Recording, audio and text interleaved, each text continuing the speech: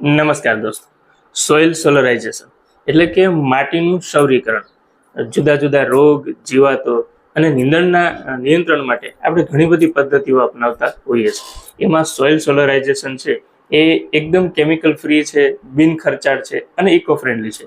તો ચલો જાણીએ આ સોઇલ સોલરાઇઝેશન છે એને કેવી રીતે કરી શકાય। સર્વપ્રથમ માટીનું સૌરીકરણ કરવા માટે વર્ષ દરમિયાનનો સૌથી વધુ તાપમાનવાળો એટલે કે એપ્રિલ-મે મહિનાનો સમયગાળો પસંદ કરવામાં આવે છે। જે જમીનમાં સૌરીકરણ કરવાનું હોય એ જમીનને હળવું પિયત આપી અને 25 માઇક્રોન જેટલા પારદર્શક પ્લાસ્ટિકને પાથરવામાં આવે છે।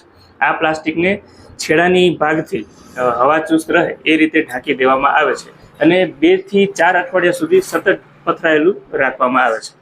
આમ કરવાથી અંદરનું તાપમાન છે એ 10 થી 15 ડિગ્રી સેલ્સિયસ જેટલું વધી જાય છે અને આ વધેલા તાપમાનમાં નુકસાનકારક જે ફૂગ હોય, નેમેટોડ હોય કે જુદી જુદી નીંદણના બિયારણો છે એ નિષ્ક્રિય બની જાય છે અને એનો ફાયદો છે એ આપણને નેક્સ્ટ પાકમાં મળે છે।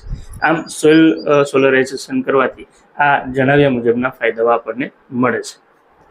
ધન્યવાદ।